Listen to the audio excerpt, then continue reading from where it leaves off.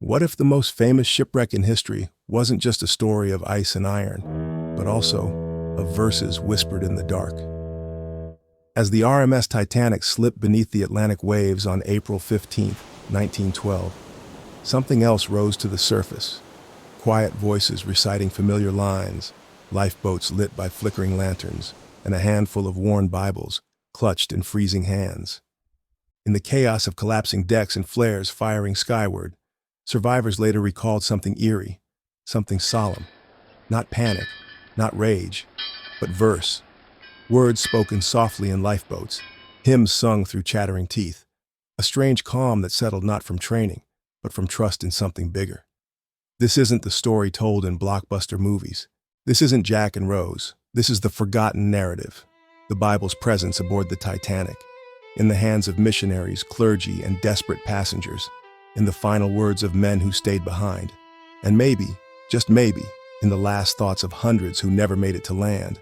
Because, as it turns out, the Titanic carried more than luxury. It carried verses, handwritten, memorized, or passed along quietly in the dark. And in the lifeboats, those verses did not sink. The Titanic wasn't just a floating palace. It was also a microcosm of humanity, first-class opulence, third-class struggle, and tucked among the luggage, prayer books, and pressed suits, there were Bibles, many of them. They were carried by missionaries, ministers, and ordinary believers. One of the most well-known was Reverend John Harper, a Scottish Baptist pastor traveling to Chicago to preach at the Moody Church. He boarded the Titanic with his 6-year-old daughter and a heart full of expectation. He also brought his Bible. Eyewitnesses would later recall that Harper spent much of the voyage walking the decks with his Bible in hand, engaging fellow passengers in conversation. Not with fiery sermons, but with verses, calm, collected, clear. When the ship struck the iceberg, Harper reportedly gave his life jacket to another passenger, then began quoting passages to those around him in the freezing water. One survivor later said, "I am a believer today because of words spoken to me by John Harper in the dark." He didn't survive, but his verses did. Another man of faith on board was Father Thomas Biles, a Roman Catholic priest from England. He was en route to New York to officiate his brother's wedding. Known for his gentle demeanor, Father Biles conducted Mass in second class the morning of April 14th, just hours before disaster struck. After the collision, he declined multiple offers to board a lifeboat. Instead, he stayed behind, leading passengers in prayer. Survivors said he read aloud from the Psalms, words about courage and deliverance, even as the ship's bow tilted toward the icy Atlantic. One woman remembered him saying, "Be not afraid of sudden terror, for the Lord shall be thy confidence." As the Titanic broke apart, the chaos on deck was deafening, splintering wood, shouting officers, screaming passengers. But once the lifeboats were lowered, a different kind of sound took over. Silence. Then, in that cold stillness, something else. Words, spoken in hushed tones, recited from memory, shared across class and language barriers. Survivors in multiple boats later described passengers quoting the 23rd Psalm. Though I walked through the valley of the shadow of death, it wasn't dramatic, it wasn't orchestrated, it was instinct. Eva Hart, just 7 years old at the time, later recalled her mother clutching a Bible in the lifeboat, murmuring verses under her breath. Hart would go on to say, "My mother never let go of her faith or that little book. She believed it was the only thing she could carry that truly mattered." Other lifeboats sang hymns, not because someone told them to, but because it was all they had left. In the middle of the Atlantic, surrounded by nothing but water and death, people turned to what was in their heads and in their hearts. That meant verse, that meant the Psalms, that meant comfort from words that had outlived empires. Lifeboat number 8, according to survivor Lady Duff Gordon, held a mix of women and crewmen. She noted that. A young steward recited something softly from the Psalms. No one spoke, no one objected. In a boat full of strangers, no verse felt inappropriate. Lawrence Beasley, a second-class passenger and science teacher, remembered hearing a woman in another boat whispering, "He shall cover thee with his feathers, and under his wings shalt thou trust." Psalm 91. There were no chaplains in the lifeboats, but the verses were still there. because they'd already been planted long before the iceberg. While the lifeboats floated on freezing black water, the Titanic itself remained illuminated. For a few final minutes, its lights still burned, flickering above the sinking decks like floating chandeliers in the night. Below deck, in cabins, pockets, and purses, hundreds of Bibles remained. Miss Jenny Louise Hansen, a missionary from Wisconsin, had just returned from China and was heading home to report on her work. She never made it to the lifeboats. Among her few recovered belongings was a small travel-worn New Testament with handwritten notes in Mandarin. It was later given to her church, a quiet relic of a life spent in faith and now remembered in tragedy. In a third-class cabin, Leo Zimmerman, a young German immigrant, had packed a small German-language Bible that once belonged to his grandfather. His family later confirmed it had his name inscribed inside with the verse, "Ich bin der Weg, die Wahrheit und das Leben." I am the way, the truth, and the life. John 14:6. Neither Leo nor his Bible was ever found. Then there's the case of William Thomas Stead, a famous British journalist and spiritualist. Stead was a controversial figure in life. But on board Titanic, he was a curious prophet of sorts. He reportedly told fellow passengers a story about a shipwreck and the afterlife just hours before the iceberg struck. In his cabin, a well-marked copy of the Bible and a book of sermons. After his death, newspapers pointed out that Stead had once written, "If I am ever drowned, do not mourn for me. I shall be quite happy."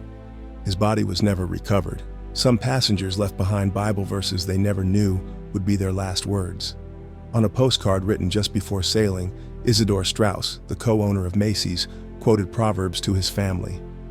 A good name is rather to be chosen than great riches. He and his wife Ida both died, refusing to part ways on deck. The verses left behind on the Titanic didn't vanish. They surfaced again, in letters, in recovered belongings, and in the stories survivors told. Fragments, echoes, pieces of personal belief floating just beneath the surface of the tragedy. The Titanic had 705 survivors. Many gave interviews, some wrote memoirs, and a few, just a few, remembered not just the ship or the storm, but the verses. Charlotte Collier, a second-class passenger who escaped with her daughter, later published her recollections in the semi-monthly magazine. Among the chaos and grief, she described another mother beside her in the lifeboat, whispering lines from a little-worn Bible she had kept tucked into her coat. Charlotte remembered the woman murmuring, "Let not your heart be troubled." Collier admitted she wasn't especially religious, but in that moment, the verse settled her like nothing else. Edith Russell, a fashion journalist, was known for her glamour and social circle, not for piety. But in interviews, she spoke of how quiet prayers and Bible quotes began to ripple through the lifeboats like an invisible thread. "We sat in silence," she said. and then a man began quoting from Isaiah. He wasn't loud, but somehow it filled the air. Other survivors spoke a verse less directly, but with reverence. Colonel Archibald Gracie, who climbed aboard an overturned collapsible lifeboat and later wrote an account of the sinking, didn't quote scripture himself, but he recorded how Reverend John Harper, who remained in the water after giving up his life jacket, clung to a piece of wreckage and called out, "Believe on the Lord Jesus Christ, and thou shalt be saved." Gracie didn't agree with Harper's theology, but he said the man's presence struck even the most hardened sailor as noble.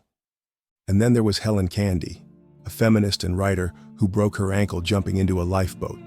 She later recounted how an older man in the boat held his daughter's hand and recited something about the sea giving up its dead. That line, from Revelation, haunted her, but she never forgot it. These survivors weren't preachers, they weren't theologians, but in their moments of survival, they remembered the verses, and those verses, sometimes imperfectly recalled, became a kind of oral tradition, passed down, printed, and preserved. In the days following the sinking, the world turned to headlines. Titanic sinks ran in bold across front pages in New York, London, Paris. Lists of the dead, photographs of survivors, diagrams of watertight compartments. But something was missing, the verses, While eyewitness accounts poured in about engineers who stayed at their posts and musicians who played until the end, very few newspapers mentioned the Bible's presence on board, or the way it traveled into the lifeboats. Why? Probably because it didn't fit the narrative. It wasn't dramatic. It wasn't quantifiable. You couldn't count the verses like you could count the lifeboats. Still, the evidence was there, hidden in interviews, personal letters, and testimony. Yet editors focused on spectacle, the iceberg, the millionaires, the luxury. Even survivor interviews were edited down to sound bites. Take Father Thomas Biles, the Catholic priest who was reportedly reading psalms to those gathered on deck as the ship sank. His name was buried on page 7 in many papers. John Harper, the Baptist preacher in the water, was referred to as a man who perished while praying. No mention of the verses he quoted. No mention of the lives they touched. It wasn't until months later, in obscure church bulletins and personal memoirs, that the quieter truths began to surface. The Titanic wasn't just a technological marvel that failed. It was a moment where hundreds of ordinary people turned instinctively to ancient words. But the press didn't lead with that. Perhaps they didn't know what to do with it, or perhaps it just wasn't the kind of story that sold copies. But it's the kind of story that lingers, quietly, like a verse in the cold. In the weeks following the disaster, the grim work of recovery began. The C.S. Mackay Bennett, a cable-laying ship out of Halifax, was hired to retrieve the bodies. They brought back 306. Some were buried at sea. Others were brought to land. Many still had personal effects in their pockets: watches, lockets, coins, and verses. Body number 41 was identified as Reverend Robert Bateman, a minister from Jacksonville, Florida, traveling with a group of missionaries. In his coat pocket, a Bible with verses underlined in red, and a handwritten sermon note titled, "Be Ready Always." Body number 237 belonged to a steward whose name was never confirmed. He was found with a worn copy of the Book of Common Prayer. A torn page marked Psalm 46. God is our refuge and strength, a very present help in trouble. Body number 14, recovered with a sealed envelope addressed to Mother. Inside the envelope was a small folded piece of paper with the verse, "Though he slay me, yet will I trust in him." Job 13:15. The name of the writer was never confirmed. The letter is still in the Maritime Museum of the Atlantic. Others left behind verses in their last written words. One letter from Benjamin Guggenheim, slipped to a steward and delivered to his family, closed with, If anything should happen to me, tell my family I did my duty as a man. Let not your heart be troubled. When the belongings were catalogued in Halifax, curators noted how many of the dead, especially from third class, carried small, pocket-sized testaments, some in foreign languages, some printed by missionary societies, some barely legible. It's easy to think of the Titanic as just a story of class, tragedy, and engineering failure. But these recovered verses, scribbled, folded, clutched, suggest something else. These weren't just relics. They were anchors. In a world that promised unsinkable security and delivered catastrophe, some passengers turned to the only thing they could carry that wasn't heavy: a few lines of text, sometimes memorized, sometimes handwritten, sometimes blood-stained, but always carried. More than 100 years have passed since the Titanic slipped beneath the ocean, but the verses didn't sink with her. They've resurfaced again and again in memorials, survivor interviews, museum exhibits, even Hollywood scripts. At the Titanic Belfast Museum, visitors can see facsimiles of passenger letters, a copy of the Book of Common Prayer carried by a steward, and replicas of hymnals known to have been used by passengers in third class. Some exhibits play soft recordings of Psalm 23 in multiple languages, a nod to what passengers might have heard across the decks that final night. In church archives, letters from survivors contain snippets of remembered verses, often paraphrased, sometimes misquoted, but always heartfelt. One woman who lost her husband wrote in 1913, He quoted the words of David as they lowered us into the lifeboat. I will lift up mine eyes unto the hills. I haven't forgotten that. I never will. Even in film, the echoes remain. In A Night to Remember, 1958, Father Biles is shown leading passengers in prayer. In Titanic, 1997, A string quartet plays Nearer, My God, to Thee, itself a paraphrase of Jacob's dream from Genesis 28, surely the Lord is in this place. And then there are the verses that survived in families, passed down from mothers who sang them in lifeboats, from children who heard them in the dark. One descendant of a third-class Irish passenger said her grandmother would quote Psalm 1:21 every stormy night for the rest of her life. The Lord shall preserve thy going out and thy coming in. The verses weren't formal sermons. They weren't preached. They were spoken, whispers in the dark, floating through fear. And that's why they lasted. Because they were carried not just in books, but in people. Long after the Titanic's hull gave way, the words survived. The Titanic was supposed to represent the future, unsinkable, untouchable, unstoppable. And yet, when it met the iceberg, it wasn't technology that saved lives. It was something older, softer, spoken. Today, most stories about the Titanic focus on metal and class and mistakes. But tucked beneath those headlines is something quieter. The survival of verses. Not institutional religion, not ritual. Just the human instinct to reach for words that make sense when nothing else does.